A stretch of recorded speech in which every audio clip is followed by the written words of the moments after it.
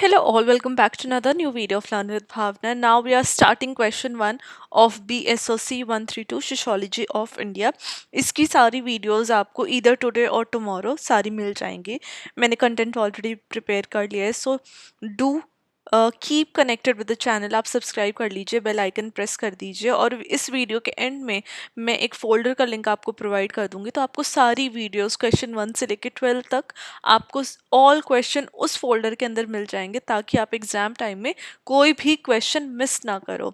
सो वो फोल्डर आप ज़रूर उससे अपडेटेड रहना और चैनल से भी अपडेटेड रहना.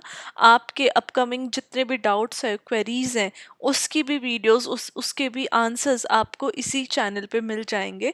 अगर कोई भी क्वेश्चन है आपके पास, कोई भी डाउट है, कोई भी इंपॉर्टेंट टॉपिक है जो आप चाहते हो मैं कवर करूँ, तो आप मुझे कमेंट कर सकते हैं. आई डू मेक श्योर कि मैं हर एक सब्सक्राइबर, हर एक स्टूडेंट की मैं क्वेरीज लूँ और उनके ऊपर वीडियो या क्वेश्चन स्पेसिफिकली बनाऊँ. Now starting with the question 1, हमें बात करनी है various aspects of unity and diversity in Indian society. Right, जब हम किसी भी आंसर की बात करते हैं, अगर आपने इंपॉर्टेंट टिप्स वाली वीडियो नहीं देखी तो पहले आप वो वाली वीडियो देख लीजिए, then you come to these questions. Right, अभी ऊपर आपको आई बटन में लिंक मिल जाएगा इंपॉर्टेंट टिप्स वाली वीडियो का, तो आप वो वाली वीडियो ज़रूर देखें. उससे आपको पता चल जाएगा कि आपको आंसर कैसे अटेम्प्ट करने हैं क्वेश्चन एग्जाम में, and then you can write very well answers. और जितनी भी टिप्स हैं जिससे आप बेटर स्कोर कर सकते हैं, एग्जामिनर किस किस चीज़ों से इम्प्रेस होकर आंसर आपको मार्क्स देते हैं, वो आपको उस वीडियो में पता चल जाएगा. राइट, नाउ स्टार्टिंग में द आंसर, आपका फर्स्ट पैराग्राफ हमेशा इंट्रोडक्शन का रहेगा. मैंने इंपॉर्टेंट टिप्स वाली वीडियो में यही सारी छोटी छोटी चीज़ें बताई है, बिकॉज अगर मैं यहाँ पे टिप्स बताने लग जाऊंगी ना, तो हमारे आंसर्स की वीडियो बहुत लंबी हो जाएगी और आप भी बोर हो जाओगे. राइट, तो मैं चाहती हूँ कि मैं आंसर शॉर्ट एंड क्रिस्प रखूँ, एक्सप्लेनेशन टू द पॉइंट रखूँ. इसलिए जो भी टिप्स हैं वो आप उस वाली वीडियो में चेकआउट कर लेना. Now starting with the answer, जब हम बात करते हैं इंडियन सोसाइटी की, तो वहाँ पे हमें यूनिटी इन डाइवर्सिटी देखने को मिलती है.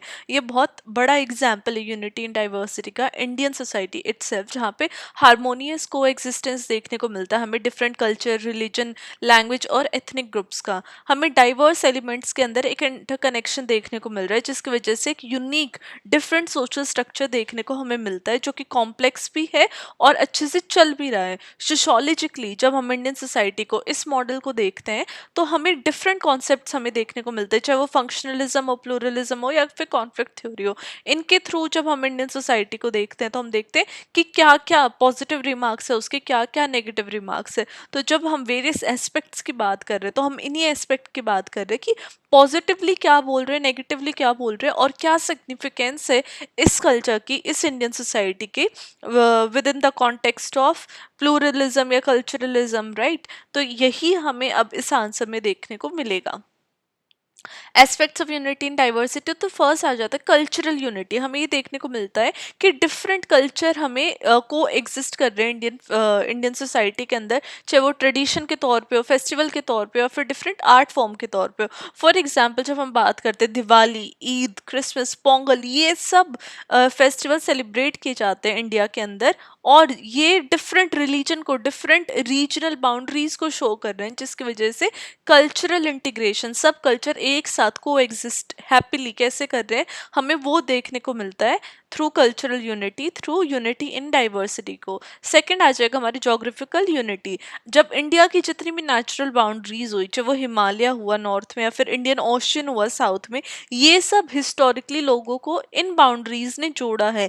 ये फीचर्स दिखाते हैं कि शेयर्ड कल्चरल और इकोनॉमिक एक्सचेंजेस कैसे हो रहे हैं across different regions. Right, India में अब आपको हर टाइप का बीच भी दिखेगी, आपको माउंटेन भी दिखेंगे, हिल्स भी दिखेंगे, आपको हर तरीके का elements, geographical elements within India आपको दिख जाएगा, जो कि जोग्राफिकल यूनिटी दर्शाता है of the Indian culture, of the Indian natural boundaries.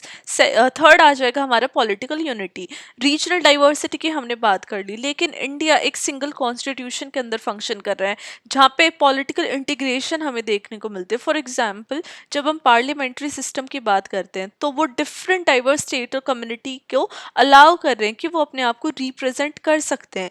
तो पार्लियामेंट सिस्टम अपने आप में एक डिसीजन प्रोवाइड कर रहा है लोगों को कि दे कैन रिप्रेजेंट देमसेल्व्स। उनको ये ना लगे कि उनको प्रेजेंट करने वाला कोई नहीं है, या फिर वो पिछड़े हुए हैं, या फिर उनको एक्सक्लूड कर दिया गया है। ताकि ये फीलिंग ना आए, तो पॉलिटिकल यूनिटी भी हर एक कल्चर को, हर एक डाइवर्स स्टेट और कम्युनिटी को प्रोवाइडेड है। हमारा फोर्थ आ जाएगा इकोनॉमिक यूनिटी। अब जितनी भी इकोनॉमिक एक्टिविटीज़ हैं, चाहे वो इंटरस्टेट ट्रेड हुआ या फिर यूनिफॉर्म टैक्सेशन हुआ, जीएसटी टाइप का, वो डिफरेंट रीजन के थ्रू लिंक्ड है, वो सारे यूनिफॉर्म है। ऐसा नहीं है कि डिफरेंट स्टेट के लिए डिफरेंट, कम्युनिटीज़ के लिए अलग है, नहीं, हर किसी के लिए वो सिमिलर है, जिसकी वजह से एक यूनिफाइड, एक फॉर्मल मार्केट देखने को मिलती है। ऐसा नहीं लगेगा कि we can go to that market तो हमारे प्रॉफिट हो गया, इस वाली मार्केट में लॉस होगा, ये वाला कॉन्सेप्ट इंडिया में नहीं है। मार्केट्स यूनिफाइड है, बिकॉज जितने भी ट्रेड, यूनिफॉर्म टैक्सेशन है, वो सब यूनिवर्सल है, वो सबके लिए सेम है, no matter where the market is located. ना हमारे पास फिफ्थ आ जाता है emotional unity. Shared national symbols हैं, चाहे वो नेशनल फ्लैग हो गया या नेशनल एंथम हो गई या फिर फ्रीडम मूवमेंट हो गई, जिसकी वजह से एक कलेक्टिव आइडेंटिटी, लोगों के अंदर sense of collective identity form होती है। For example independence day celebration. अभी across the country independence day celebration क्या करता है, एक शेयर्ड हिस्ट्री और प्राइड शो कर रहा है कंट्री की, जिसकी वजह से लोगों के अंदर एक सेंस ऑफ नेशनैलिटी, चाहे वो बीइंग इंडियन हो, राइट, या फिर बीइंग इंडियन, प्राउड इंडियन, वो वाली जो फीलिंग है, वो इमोशनल यूनिटी लोगों के अंदर जगती है through these national symbols, through these national anthem, national day celebrations, right. अब सेकंड आ जाता है aspects of diversity in Indian society. Indian society के अंदर डाइवर्सिटी के क्या क्या एस्पेक्ट्स हैं, तो फर्स्ट आ जाएगा हमारे रिलीजियस डाइवर्सिटी, जहाँ पे हिंदुइज्म भी है, इस्लाम भी है, क्रिश्चियनिटी भी है, सिखिज्म भी है, बुद्धिज्म भी है, जैनिज्म भी है। इतने सारे डिफरेंट रिलीजन्स एक साथ, रिलीजियस बैकग्राउंड के लोग एक साथ रहते, तो वही रिलीजियस डाइवर्सिटी का एक बहुत बड़ा एग्जाम्पल है India. For that matter, for example जब हम वाराणसी की बात करते हैं, तो वो एक सेक्रेट सिटी है जहाँ पे हिंदूज हैं। वहीं पे अमृतसर की बात करते हैं तो वो एक सिग्निफिकेंट सिटी है सिखिज्म के लिए, राइट। तो different different city for different different religious background का जो सिग्निफिकेंस है, वो देखने को मिलता है within Indian society. Second आ जाएगा हमारे लिंग्विस्टिक डाइवर्सिटी। अब जो कॉन्स्टिट्यूशन है इंडिया का, उसने 22 शेड्यूल लैंग्वेजेस को रिकॉग्नाइज किया है with thousand of dialects, right. तो हर एक लैंग्वेज को, डायलेक्ट को रिकॉग्निशन है, उनको अप्रिशिएटेड फील किया जाता है। रिकॉग्नाइज भी इसलिए किया गया है ताकि वो अपने आप को पिछड़ा हुआ फील या अपने आप को वेलकम्ड फील ना करे। फॉर एग्जाम्पल जब हम हिंदी और इंग्लिश की बात करते हैं तो वो लिंक लैंग्वेजेस के तौर पे काम करते हैं। वहीं पे जब हम तमिलनाडु की बात कर रहे हैं तो वहाँ पे तमिल जो लैंग्वेज है वो अपने आप में कल्चरल आइडेंटिटी शो कर रही है ऑफ द स्टेट, राइट। तो डिफरेंट लैंग्वेजेस को भी रिकॉग्निशन मिली है to showcase the different background, religious and cultural backgrounds of those communities, of those people. Third आ जाएगा हमारे इसमें एथनिक डाइवर्सिटी। अब इंडिया में डिफरेंट एथनिक ग्रुप देखने को मिलते हैं, चाहे वो इंडो आर्यंस हो गए नॉर्थ के, या फिर द्रविडियंस हो गए साउथ के। वहीं पे हमें ट्राइबल कम्युनिटीज भी देखने को मिल रही है, चाहे वो गोंड्स हो या संथल्स हो। तो एथनिक डाइवर्सिटी भी अपने आप में काफ़ी ज़्यादा है within the Indian society. Caste और क्लास डाइवर्सिटी भी, डिफरेंट कास्ट को एग्जिस्ट कर रहे हैं जो कि एक सोशल इंटरेक्शन को स्ट्रक्चर कर रहे हैं। वहीं पे अफर्मेटिव एक्शन और कॉन्स्टिट्यूशनल सेफगार्ड के एफर्ट जैसे इन सब डिवाइड्स को, चाहे वो कास्ट डिवाइड हो या क्लास डिवाइड हो, इन सब को ब्रिज कर रहे हैं, इन सब को कम कर रहे हैं। तो ये सारे एक्शन भी हमें देखने को मिल रहे हैं। वहीं पे रीजनल डाइवर्सिटी की बात करें तो हर एक रीजन का अपना अलग खाना है, अपना अलग पहनावा है, अपनी अलग आर्ट फॉर्म है, राइट। फॉर एग्जाम्पल जब हम कथकली डांस की बात कर रहे हैं तो वो केरला से एसोसिएटेड है, जो कि उसका अपना अलग डांस फॉर्म है, अपना अलग।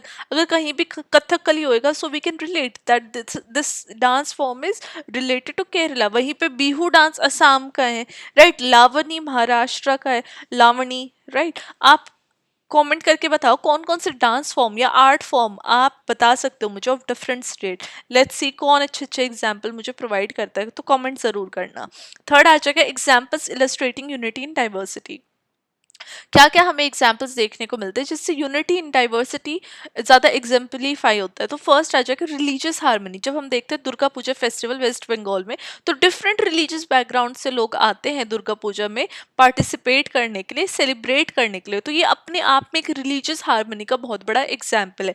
वहीं पे जब हम इंटर स्टेट कोलैबोरेशन की बात करते हैं, तो नेशनल इंटीग्रेशन काउंसिल जैसा इनिशिएटिव और इंडियन रेलवेज, ये सभी स्टेट्स को कनेक्ट कर रही है, जो कि डिमॉन्स्ट्रेट करता है, एग्जाम्पल प्रोवाइड कर रहा है इंटीग्रेशन का, कि कैसे नेशनल लेवल के अंदर, नेशनल लेवल पर भी डिफरेंट प्रोजेक्ट्स लाए जा रहे हैं, जिसके वजह से हार्मनी आए, यूनिटी इन डाइवर्सिटी आए, ताकि लोग एक दूसरे के साथ इंटीग्रेट कर सकते हैं, कनेक्ट कर सकते हैं।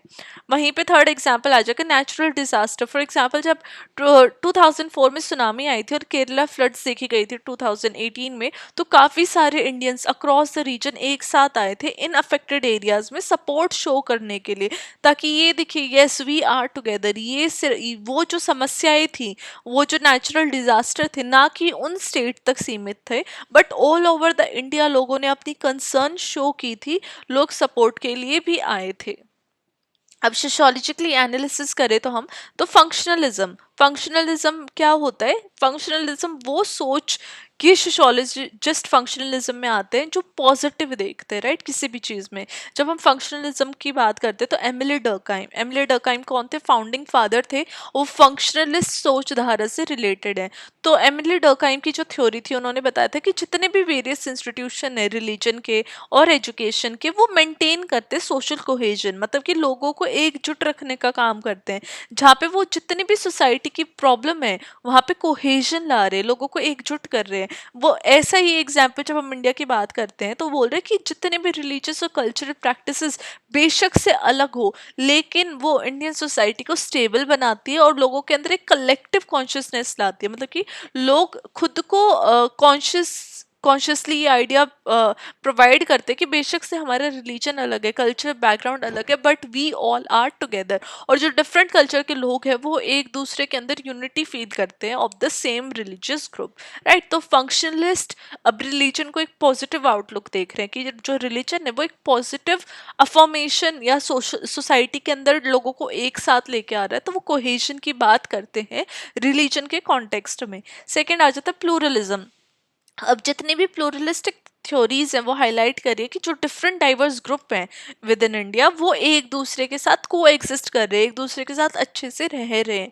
तो प्लूरलिज्म क्या होता है? प्लूरलिस्ट आइडिया, मतलब कि more than one groups, right. तो इंडिया के अंदर प्लूरलिज्म का हमें बहुत बड़ा एग्जाम्पल देखने को मिलता है, क्योंकि डिफरेंट कम्युनिटीज एक साथ रह रही हैं और अपनी जो उनकी डिफरेंट आइडेंटिटीज हैं, उनको भी प्रिजर्व करके रख रही हैं। तो प्लूरलिज्म रिलीजन को इस तरीके से देखते हैं। वहीं पे कॉन्फ्लिक्ट थ्योरीज बोलते हैं कि कॉन्फ्लिक्ट क्या हो गया, अब नेगेटिव तरीके से बोल रहे हैं। अब ये देख रहे हैं रिलीजन की वजह से जो लड़ाई झगड़े हो रहे हैं, तो कॉन्फ्लिक्ट थ्योरिस्ट बोल रहे हैं कि रिलीजन की वजह से काफ़ी सारे चैलेंजेस हमें सोसाइटी में देखने को मिल रहे हैं। कम्युनिटी में वायलेंस आ रही है, ऑन डिफरेंट रिलीजियस ग्रुप्स के बीच में झगड़े हो रहे हैं, कास्ट बेस्ड डिस्क्रिमिनेशन देखने को मिल रहा है, जिसकी वजह से जो लोअर कास्ट है उनके साथ गलत व्यवहार होता है। वहीं पे कॉन्फ्लिक्ट देखने को मिल रहे हैं इंडियन सोसाइटी में। तो सोशियोलॉजिकली इस तरीके से जो स्ट्रगल है पावर और रिसोर्सेज का देखा जा सकता है थ्रू डिफरेंट पर्सपेक्टिव, चाहे वो स्टेट और सिविल सोसाइटी चाहे एड्रेस करे इन चीज़ों को लीगल और सोशल फ्रेमवर्क के थ्रू, या फिर ना करे,